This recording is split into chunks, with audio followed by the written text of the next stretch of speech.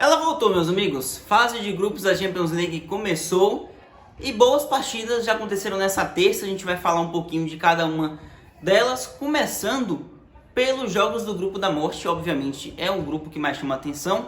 A gente teve o PSG enfrentando o Borussia Dortmund no Parc des Princes, 2-0 para o PSG, num jogo em que o PSG mostrou estar minimamente preparado para esse tipo de desafio.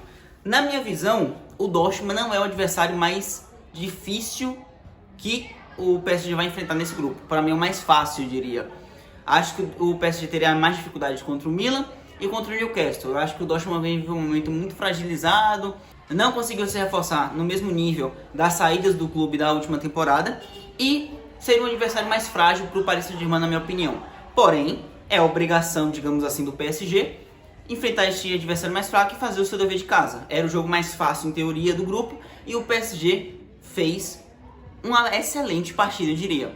Pouquíssimo risco sofreu, o Dortmund mal conseguiu atacar, o PSG teve quase 70% de posse de bola ao final da partida, um time que foi bem sólido defensivamente e que conseguia atacar bem mediante a velocidade do seu ataque. Parece muito claro que o ataque com Mbappé, Dembélé nas pontas e à frente ou Kolo Muani ou Gonçalo Ramos terá como a sua maior qualidade esse ataque em velocidade, essa transição rápida, porque são três jogadores rápidos, de qualidade, que conseguem se conectar e estão criando um entrosamento bem interessante.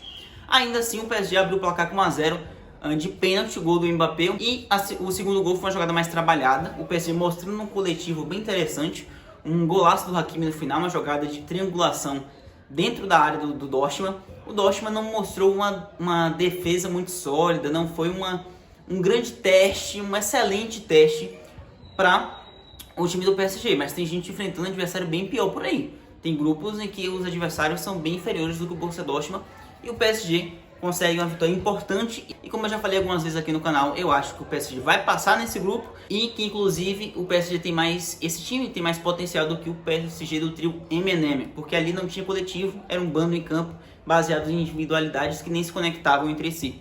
Esse time é mais conciso, mais equilibrado e tem um potencial coletivo maior, principalmente também pelo comando técnico. Baita partida do PSG, resultado importantíssimo. No outro jogo, o Milan ficou em 0-0 com o Newcastle, um resultado que eu esperava. No vídeo de análise que saiu ontem de prévia, né, eu disse até para vocês que imaginava que seria ou Milan ou empate, e foi quase isso, porque o Milan jogou melhor, teve muito mais oportunidades criadas. Se a gente pega o número de estatísticas, a gente vê que o Milan chegou a finalizar 25 vezes e 9 foram no gol do Newcastle, enquanto o Newcastle acertou somente uma bola no gol do Milan. Foi uma partida ruim em certos aspectos do Newcastle, mas sai com um resultado muito grande. Para mim, o Milan, em nível de escala de forças nesse grupo, é a segunda equipe, atrás do PSG. O Newcastle conseguiu ir ao San Siro, pegar essa segunda força, que é um gigante da Champions, e sair com empate. Ainda que jogando mal, ainda que com muitas coisas a acertar, o time do Ed Howe com um momento irregular, inconsistente nesse início de temporada, mais derrotas do que vitórias praticamente na Premier League, mas conseguiu um resultado extremamente importante, jogando futebol que precisa de mudanças, mas no fim sai com um empate que pode ser crucial lá na frente, já que a gente está falando de um grupo tão equilibrado, com forças tão equilibradas e difíceis de se enfrentar. Já o Milan perde uma boa oportunidade porque criou mais chances, criou mais oportunidades e se complica em casa, né, com um adversário que os jogos em casa nesse grupo vão ser fundamentais, né? O PSG fez o dever de casa dele, todo mundo vai buscar fazer o seu dever de casa e o Milan começa empatando na sua primeira partida, sendo em casa. Vamos falar agora do grupo E, grupo que teve o Feyenoord vencendo o Celtic por 2-0. Inclusive, meus amigos, quando a gente acerta a gente tem que falar, né? Quando erra também, mas quando acerta vamos aproveitar. Eu avisei que nessa primeira rodada acreditava que o Feyenoord acabaria na liderança, hein? E o Feyenoord acabou na liderança. O Feyenoord venceu por 2-0 o Celtic em casa, com tranquilidade, não teve muitos riscos que sofreu contra o Celtic, que é um time ok, obviamente que não vai brigar por nada mais do que chegar na fase de mata-mata da Champions. Eu acho que o Feyenoord consegue até brigar bem, quem sabe chegar nesse mata-mata da Champions pelo grupo que tá. Foi melhor que o Celtic, é mais time que o Celtic, fez 2-0, numa vitória super importante para o Feyenoord, que também num grupo tão equilibrado vai ser importante os pontos em casa e o Feyenoord consegue a primeira vitória. E no outro jogo a gente teve o Lazio empatando em 1-1 com o Atlético de Madrid, num jogo em que o goleiro Provedel empatou o jogo no último lance para a Lazio. O Atlético de Madrid abriu o placar com o Pablo Barrios e a Lazio veio empatar nos 50 minutos, 45 mais 5 de acréscimo do segundo tempo. A Lazio atacou mais, teve mais oportunidades. Era de se imaginar em certo momento, se a gente analisa que o Atlético de Madrid sai na frente, já gosta de jogar recuado, saindo na frente para querer segurar o resultado, é bem a cara do Simeone, mas acabou se dando mal no último lance com um gol de goleiro. Interessante, coisas que acontecem raramente, e foi super importante para a Lazio, pensando em tentar galgar uma vaga na próxima fase. Esse empate com o Atlético de Madrid era o mínimo que poderia ajudar o time italiano. Vamos falar agora do grupo do Manchester City, que venceu a Estrela Vermelha por 3-1. E a gente tem um susto, digamos assim, do City, porque termina o primeiro tempo perdendo por 1-0 para o Estrela Vermelha, gol do Bukhari. Mas é importante a gente perceber que já naquele momento o City atropelava o Estrela Vermelha, tá? O City tinha muito mais finalizações, estava quase batendo 20 finalizações no primeiro tempo e mais do que 9 no gol, se não me engano, no primeiro tempo. Enquanto a gente tinha o Estrela Vermelha com uma finalização no gol e um gol já nos acréscimos do primeiro tempo. Era a tendência, o City atacar, pressionar, criar, ter o volume de jogo, ter o controle da posse e o Estrela Vermelha tentar atacar na velocidade no contra-ataque.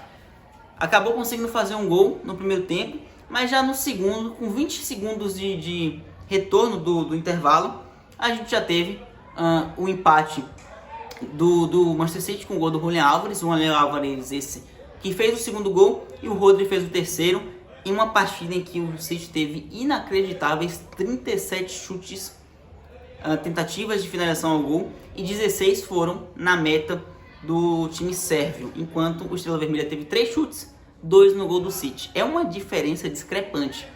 76% de posse, o domínio que a gente espera do City, ele fez, ele forneceu.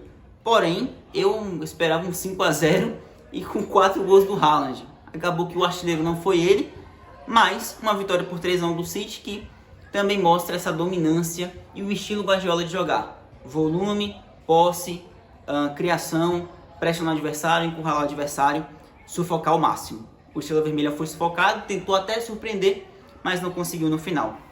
Na outra partida do grupo, a gente teve a vitória do Leipzig fora de casa contra o Young Boys. Super importante para o Leipzig essa vitória, até porque é o favorito no grupo depois do City. A vaga muito provavelmente vai para o Leipzig, mas o favoritismo tem que se cumprir em campo também. E o Leipzig começou fazendo 3-1 fora de casa na Suíça contra o Young Boys. Teve gol do Benjamin Sesko, que é um dos destaques desse time do Leipzig, o atacante. Se não me engano, ele é sérvio? O Sesko, acho que ele é sérvio. Ou norueguês, me fugiu agora. Ou esloveno, uma nacionalidade assim. Mas um atacante alto, bom finalizador, acho que ele tem um faro de gol interessante, é bom ficar de olho na temporada. O time do Leipzig jogando bem, é um time que tem destaques individuais interessantes. Vitória por 3-1, sem muito risco também. Com menos posse, mas com mais objetividade, mais criação, mais chances criadas. E o 3-1 é super merecido. Aí a gente vem para o último grupo, o grupo do Barcelona, que fez um 5-0 mais do que esperado contra o Royal Antwerp. Que momento do Barcelona, hein? 10 gols feitos e nenhum sofrido em 2 jogos. A última partida no final de semana contra o Real Betis venceu por 5-0 em casa e agora também em casa venceu o Antwerp por 5-0. Partidaça do João Félix.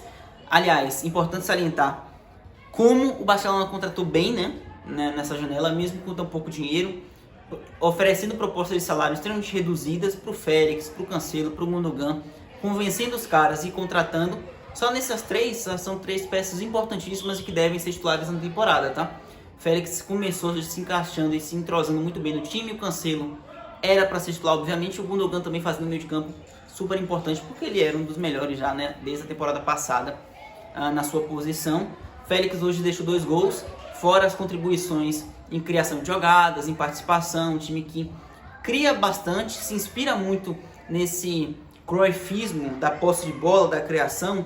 Teve mais de 20 chutes, finalizações ao gol, contra somente 3 do Antwerp, mais 70% de bola aproximadamente. Então a gente vê que bebe dessa fonte e consegue fazer executar pouco a pouco o time do Xavi evoluindo. Muito facilmente vai passar para a próxima fase, para o mata-mata. A expectativa para o Barcelona é já pensar no mata-mata e o que é que esse time pode entregar lá na frente. Na fase de grupos vai passear com certa tranquilidade. E jogando bem, tá? Jogando bem, que é o principal motivador do Barcelona, esse desempenho interessante em campo.